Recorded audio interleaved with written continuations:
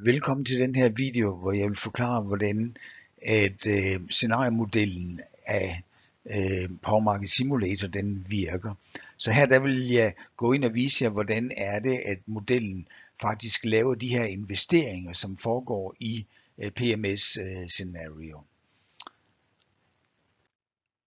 Indholdet her, det er, at jeg først vil gennemgå forudsætningerne for den her investeringsberegning, som der bliver foretaget i PMS-scenario.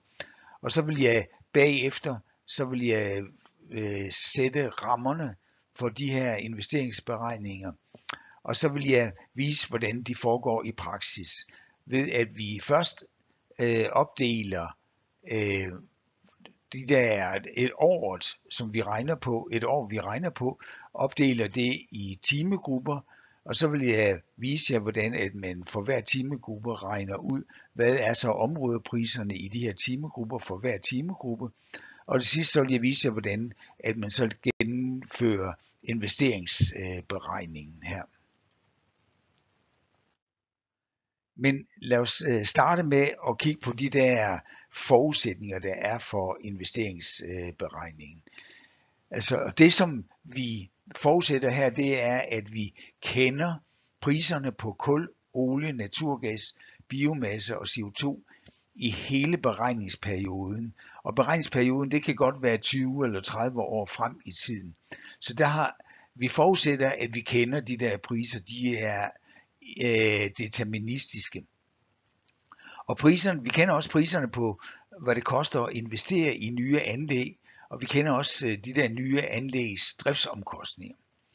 Så kender vi elforbruget på timeniveau i alle prisområderne, og så har vi også indlæst nogle timeprofiler for sol, run-of-river vandkraft og vindkraft både onshore og offshore i alle prisområder.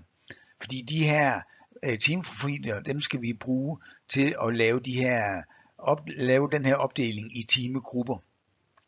Og så ved vi også, hvornår alle eksisterende anlæg de skrottes, eller hvornår de bliver levetidsforlænget. Vi kender også rådigheden af de termiske værker, altså hvor meget de havererer, og hvor meget tid de bruger på at være ude til revision. Så kender vi fuldlastimerne for vandkraftværkerne med magasin i alle prisområder. Og så kender vi kapaciteterne på transmissionsforbindelserne mellem alle de her prisområder. Og endelig, hvis det er, at politikerne de har sat nogle begrænsninger på, eller det måske også er nogle tekniske begrænsninger på, hvor meget man kan udbygge med de her forskellige produktionsanlæg, så er det også noget, vi kender.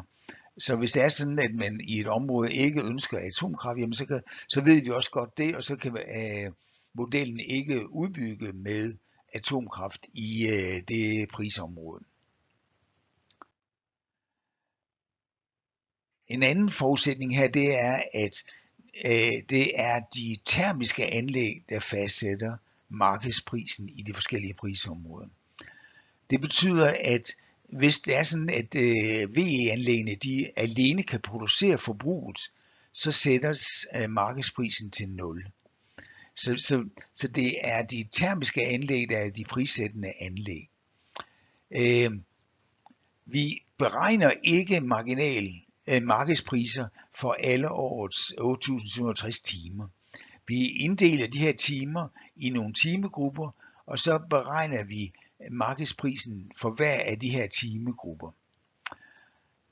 Og når det er sådan, at vi beregner de her markedspriser, så indgår der kun termiske anlæg i beregningen. Fordi forudsætningen det er, at de her termiske anlæg, de skal dække det samlede elforbrug minus produktionen på vind, sol og vand. Og det har vi regnet ud for hver af de her prisområder, der har vi regnet ud, hvad er elforbruget minus produktionen på sol, vind og vand. Og så ved vi præcis, hvad det er, de termiske anlæg, de skal klare og dække og producere. Og det er ud fra det, vi fastsætter markedspriserne i de her forskellige prisområder. Og det som vi så også gør her, det er, at vi tilrettelægger produktionen på vandkraft med magasin, således at det der forbrug, som de termiske anlæg skal dække, det bliver mest muligt udglattet. Den sidste slide her med forudsætninger, det er, at det er brugeren, der selv fastsætter antallet af timegrupper. Når det er sådan, at brugerne sagt, okay, jeg ønsker 7 timegrupper eller 15 timegrupper, så er det sådan, at så er det modellen, der fastsætter, hvilke timer, der skal placeres i hver af de her timegrupper. Og det sker på en måde, hvor det er sådan, at det forbrug, som de termiske værker de skal dække, det er nogenlunde konstant i hver af de her timegrupper. Den der udgave af markedssimulatoren, der hedder Hour, det er den, vi så bruger til at beregne markedspriserne for hver prisområde og for hver timegruppe. Og når vi har regnet de der markedspriser ud, jamen så tager investeringsmodellen over, og den beregner dækningsbidrag for hver teknologi og sammenligner dette dækningsbidrag med de årlige omkostninger til forretning, afdrag og drift af investeringer. Og hvis det er sådan, at dækningsbidraget er højere end omkostningerne til at forrente og afdrage og drive teknologierne, jamen så bliver der investeret i de her teknologier. Og det er sådan, at modellen her, den investerer iterativt i de der teknologier, som giver overskud. Og hver gang, at man har investeret for eksempel 100 megawatt i ny kapacitet, jamen så får vi et feedback fra markedet, som siger noget om, hvis det er sådan, at man flytter udbudskurven lidt længere mod højre, fordi man har flere anlæg inkluderet i udbudskurven, jamen så falder prisen. Og det tager vi hensyn til for hver gang, at vi laver den her iteration, hvor vi bygger nye anlæg.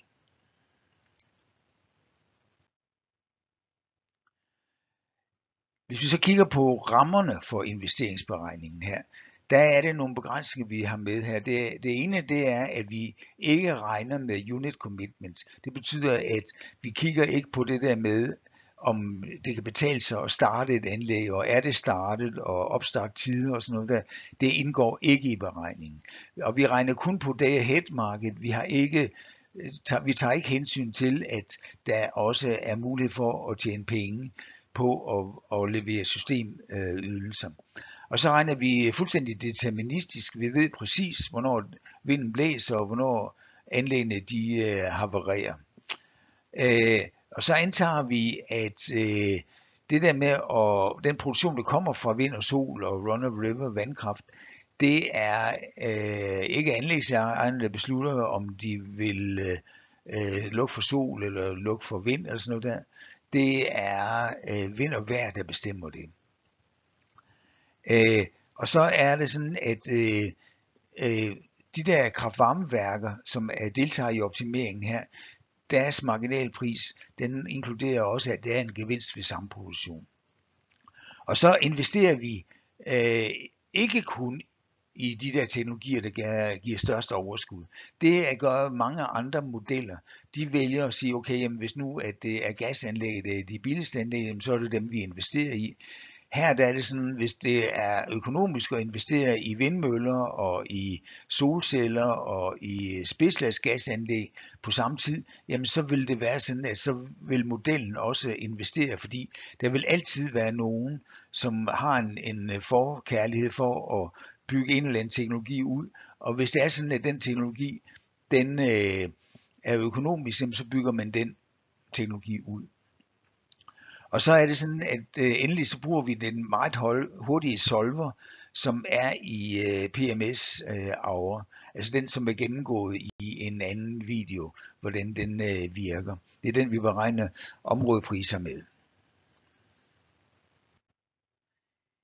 Inden vi går i detalje med at kigge på, hvordan modellen virker, så lad os lige kigge på det her billede her, hvor det er sådan, som skitserer beregningsgangen.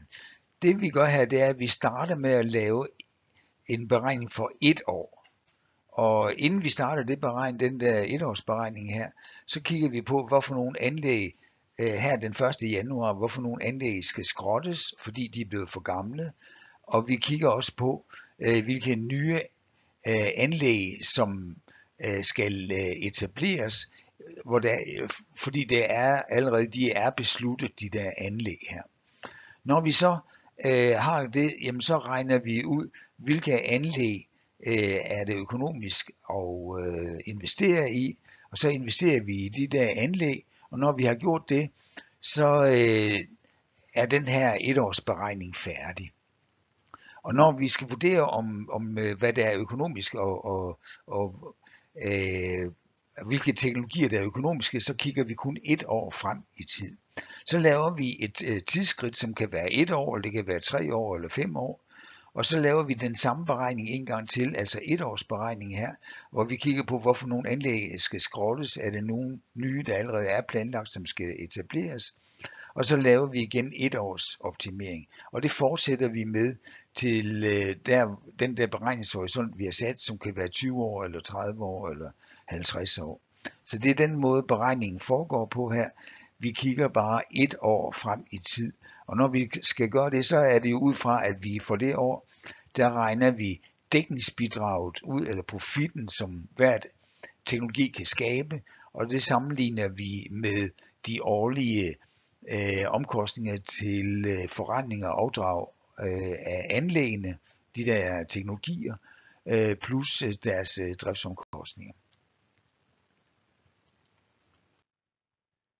Så når vi laver den her årsberegning her, jamen så er det sådan, at der regner vi ud, hvad er dækningsbidraget for hver teknologi, og hvad er de afdrag, vi har på, altså når vi skal tilbagebetale gæld, og vi skal betale renter, hvor meget bliver det, og hvad er produktionsomkostninger, så sammenligner vi de ting, 2 tal.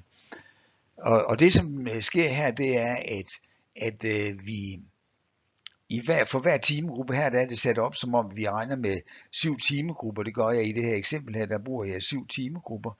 Der kan vi for hver teknologi her, der ved vi, der kan vi finde ud af, hvor meget producerer, fordi vi ved, hvor mange timer der er i hver timegruppe her. Det er blevet regnet ud. Så kan vi også finde ud af, hvor meget producerer hver teknologi i timegruppen, ud fra hvad antallet af timer i timegruppen og rådigheden i den her timegruppe.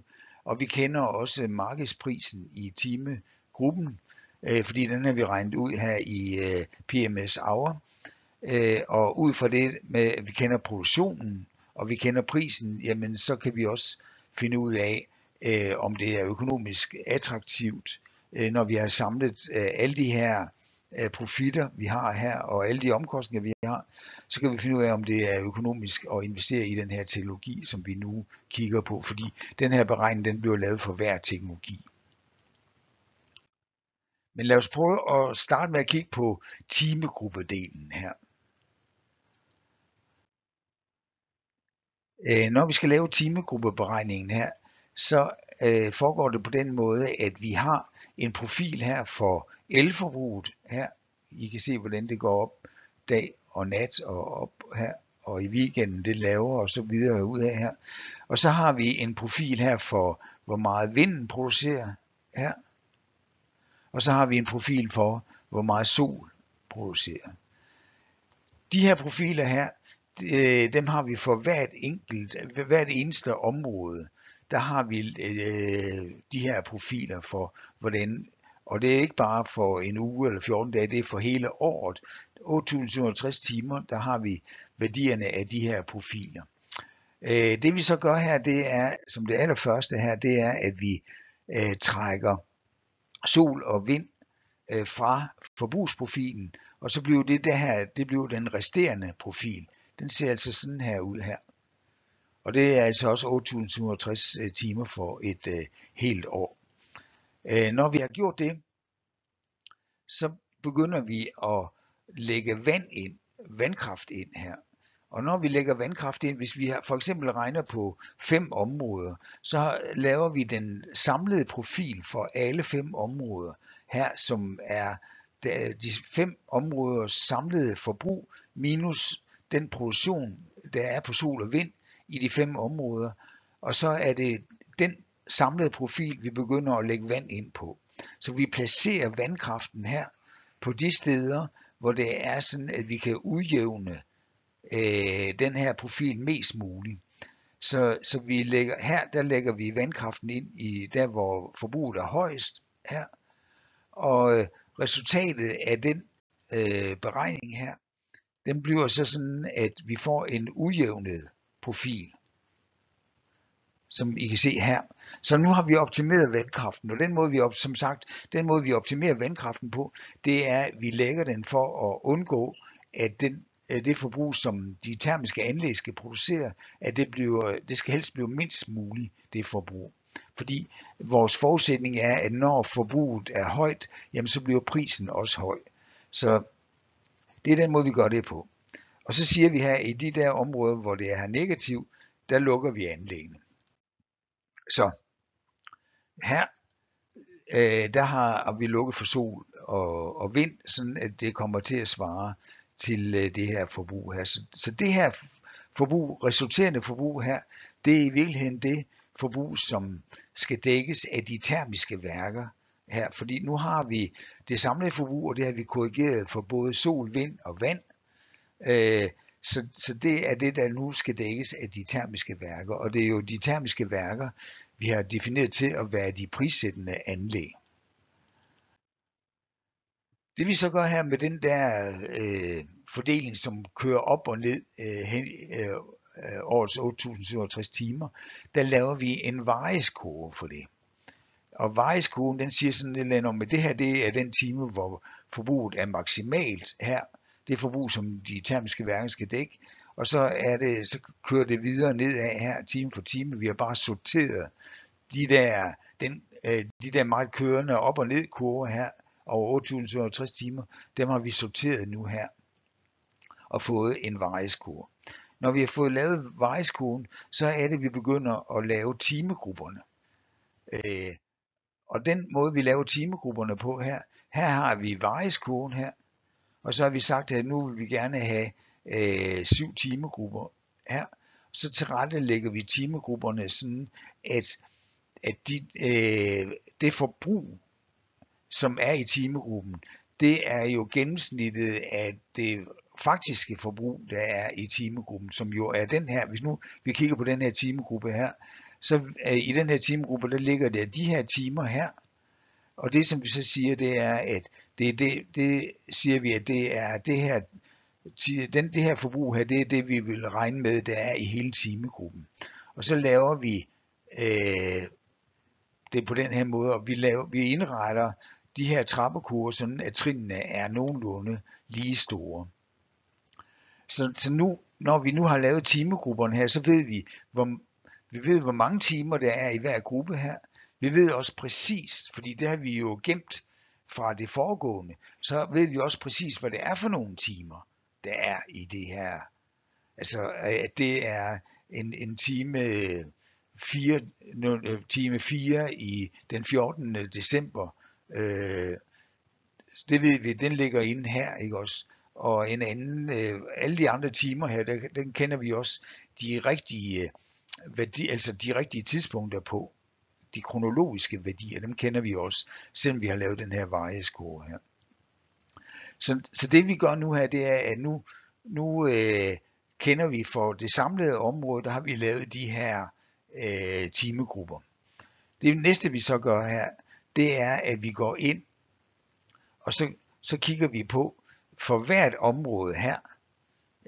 Det her det var for det samlede område. Nu har vi lavet timegrupperne, så går vi ind i hvert område, og så finder vi ud af, lige netop i for eksempel i DK1 her, når vi ved, at der finder vi ud af, hvad er så hvordan kommer det her til at se ud, den her kurve her, hvordan kommer den til at se ud i DK1 med de anlæg, der ligger i DK1, hvor det er for et forbrug, vi har, og hvad det er for nogle profiler, vi har for sol og vind i de her forskellige timer her.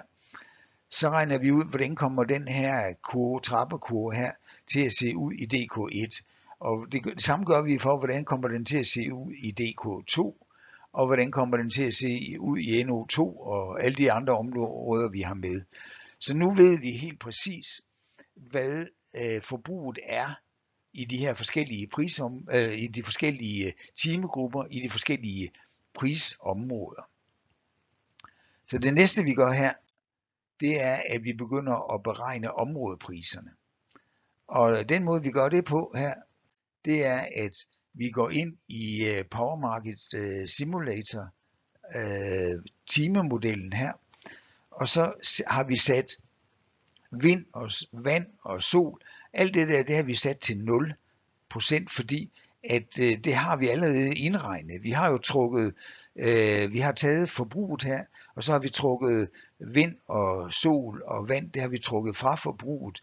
Så det er det her forbrug, som skulle dækkes af de termiske værker. Så i selve beregningen, der indgår det kun de termiske værker, og dem sætter vi så en rådighed for. Her, den kan vi så ændre, som vi nu har lyst til. Og det betyder, at i den her timegruppe her, hvor vi, og i det her område, som måske er DK1, her, nej, det er ikke, der er mange atomkraftværker her, så det er nok ikke DK1, men det område, vi nu kigger på her, der regner vi ud, hvad er udbudskurven og efterspørgselskurven, og så det samme gør vi for de andre områder, og så regner modellen, den regner så ud, hvad bliver priserne i de forskellige prisområder. Så det I skal huske på her, det er, at det er ikke den samme trappekurve. Altså selve timegrupperne, de er de samme i alle områder, men trappekurven den ser forskellig ud, fordi i de områder, som ikke har vandkraft for eksempel, der er forbruget jo ikke korrigeret for vandkraft. Det er kun i de områder, hvor der er vandkraft, at vi har korrigeret forbruget for vandkraft. Men dengang vi optimerede vandkraften, der indgik den i alle områderne. Der havde vi samlet alle områderne. Så der forudsætter vi i virkeligheden, at når vi skal optimere vandkraft, så er der ikke nogen begrænsninger på transmissionen imellem de forskellige områder. Så ud af den her beregning her, for den her givne time og det her område her, der finder vi ud af, hvad er så områdeprisen. Det samme gør vi jo så vi gentager den der beregning for timegruppe 1 og for timegruppe 2 og for 3, 4, 5, 6 og 7. Og så får vi for hver af de der får vi nogle marginalpriser ud her.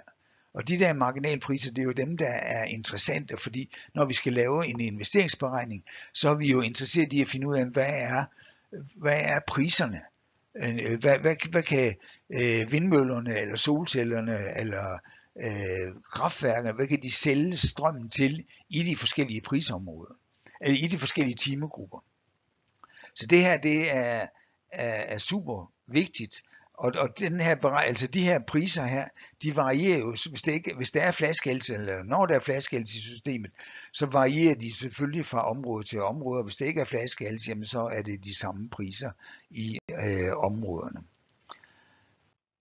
Så nu er vi klar til at lave investeringsberegningen, så nu går vi ud af den der PMS hour, og så går vi ind i investeringsmodulet.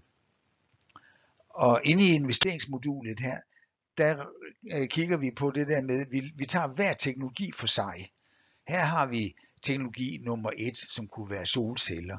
Og så siger vi, nu vil vi gerne, samlet set så vil vi gerne investere 100 megawatt i den her iteration, vi laver. Og så siger vi, hvis jeg nu investerer 100 megawatt i teknologi 1 her, hvad er så dækningsbidraget i timegruppe 1 og i 2 og i 3 og i 4 og i timegruppe 7, hvis vi nu havde 7 her. Der regner jeg ud, hvad er dækningsbidraget, og det regner jeg jo selvfølgelig ud fra, hvad er prisen, og hvor mange timer er der i timegruppen, og hvad er rådigheden af de her forskellige teknologier i de forskellige timegrupper. Så på den måde, der regner jeg et dækningsbidrag ud. Og jeg har jo indlæst selv i forvejen, hvad den her teknologi den koster at etablere, og jeg har også bestemt mig for, hvad renten skal være, så jeg kan regne renter og afdrag af den her teknologi ud på årsbasis. Og det jeg gør herover, det er, at jeg så sammenligner, hvad er omkostningerne her til at lave renter og afdrag og til at køre anlægget her. Det sammenligner jeg så med dækningsbidrag, som jeg får. Og hvis det er sådan, at som I kan se her, der er omkostningerne større end indtægterne, jamen så er den her teknologi jo uinteressant at investere i. Så kigger vi på næste teknologi i sådan en iterativ proces, og i den her teknologi her, der investerer vi også de der 100 megawatt, og der kan vi se, at de har nogle andre dækningsbidrag i de forskellige timegrupper, sammenligner igen, hvad er omkostningerne til renter og afdrag og til drift af anlægget, og det sammenligner vi så med dækningsbidraget, og der kan vi se, at jamen, vi tjener flere penge, end vi skal give ud på årsbasis, så det er en teknologi, som er interessant at investere i. Det gør vi så også for teknologi nummer 3 her. Det er nogle andre dækningsbidrag her, og det er også en anden krav til renter og afdrag, og her der kigger vi så på renter og afdrag og omkostningerne ved at køre anlægget her, og så sammenligner vi det med dækningsbidraget, og så finder vi ud af, at den her teknologi, den er også interessant. Så nu har vi altså 2 teknologier her. Hvis vi kigger på det, så har vi 2 teknologier, teknologi 2 og 3, som er økonomisk at investere i. Den er det ikke økonomisk at investere i. Og det som vi så gør i modsætning til andre, det er, at vi siger, at vi vil investere i begge to. Hvis de begge to giver overskud her, så investerer vi i begge to. Vi investerer ikke bare i den teknologi, der giver det største overskud. Og den måde, vi så regner ud på, hvor meget der skal investeres, det er, at vi siger, jamen den teknologi, relativt set den teknologi, der giver det største overskud, den skal også have den største del af de 100 megawatt, vi investerer. Så det er det, der sker her. Vi fordeler de 100 megawatt imellem de anlæg, der er økonomiske, ud fra hvor meget overskud de genererer. Det er det, I kan se i den her. Når vi så har gjort det, så skal vi jo til at lave næste iteration, fordi vi bliver ved med at iterere her, indtil at der ikke er nogen af anlæggene, teknologierne, der giver profit. Men inden vi kører næste iteration, nu har vi investeret 100 megawatt, så inden vi kører næste iteration og investerer yderligere 100 megawatt, så laver vi lige en korrektion af markedsprisen. Fordi vi ved jo, at når det er sådan, at vi har investeret i nogle anlæg her, så er det sådan, at så vil de vil jo påvirke markedsprisen. Det vil være et feedback fra markedet, som siger, jamen når vi har flere anlæg inde på udbudskurven her, jamen så vil prisen også falde.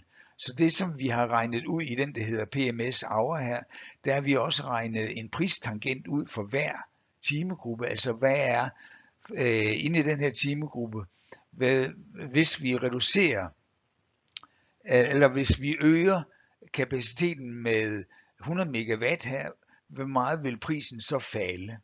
Og den pristangent her, den ganger vi så med den der kapacitetsudvidelse, vi har lavet. Så, og den, altså pristangenten ganger med kapacitetsudvidelsen, det trækker vi så fra den tidligere marginal, eller områdepris, der var. Og det gør vi simpelthen for alle områder. Så her der kan I sådan se, at for hver af timegruppe her, der har vi regnet ud, hvor meget påvirker de her 100 megawatt, vi nu har investeret i, hvor meget påvirker det markedsprisen, og så er det de her nye markedspriser, som vi bruger i næste iteration, hvor vi udbygger igen med 100 megawatt. Så når vi så har bygget ud med alt det, som altså der ikke er flere anlæg, der kan skabe overskud, så siger vi, så lukker vi den her beregning her, og så laver vi et time step, altså måske 5 år eller 3 år, eller meget hvad det er, vi vil gøre. Så kører vi frem i tid, og så laver vi fuldstændig den samme beregning en gang til, men for et nyt år, altså som er længere fremme i tid. Og så udbygger vi, i det år, der udbygger vi så anlæggene, og indtil at der ikke er noget, der er interessant at udbygge med. Og når vi så har gjort det, jamen så stepper vi igen frem med den der tidsskridt, vi nu har sat ind. Men alt det der, det kan I se hvordan det foregår i praksis, det kan I se i den der video, som beskriver, hvordan PMS-scenario den virker. Jeg vil slutte her for nu med hensyn til at fortælle om, hvordan investeringsmodulet det fungerer i markedssimulatoren.